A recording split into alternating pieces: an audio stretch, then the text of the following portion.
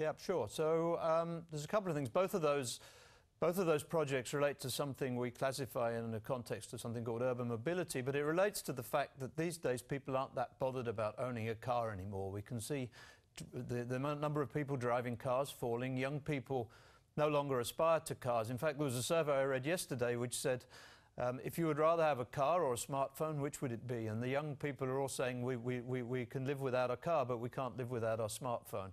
So, I mean, that's the aspirational level that cars have got to now. So car is now a method of transportation, at least within Europe and the wealthier countries. It's still growing a lot in the Far East, where it's still an aspirational product.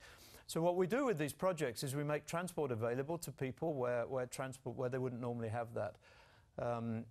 Citycar, for example, places cars on street corners, which you can rent. It's quite straightforward. You will have a car close to where you live, and you will be able to rent it. You rent it by the hour, and you'll pay a very low price for that thing. We're charging just €1 an hour at the moment in Germany for this project. We're charging €1 an hour for this product in Germany.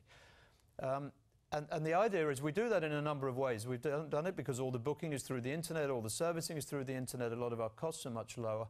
But we also found out that there are a few people who are sitting around with parking places they're not using, or offices with unused parking places, and they're actually very happy to host one of these cars and look after it and generally make the space available. So we're operating a very, very distributed car rental business, if you like. And that's proving to be extremely popular. We're now above 500 cars in Berlin on this project and growing fast. We're looking to expand to other countries with that project. That's one. And that relies on exactly what you talk about, the freemium model. So the car is there for free, people can try it for free.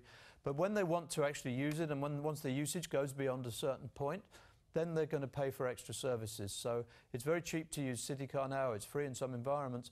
But you can pay for value-added services, you pay for damage reduction, you pay for excess reduction, you pay for all of the things that perhaps you know from the car rental world, but for membership fees and things like that, and they give you benefit.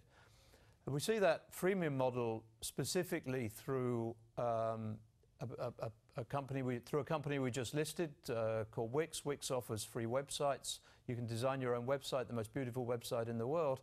It's very easy. But if you want to add extra features, extra functions to that website, then you pay for them. And that's a model which people like. People can get used to the product a lot. People can try it. People can experiment with it. People can see if it's really something for them. And when they decide it's something for them, then they can upgrade and get all the nice fancy stuff around it that people love.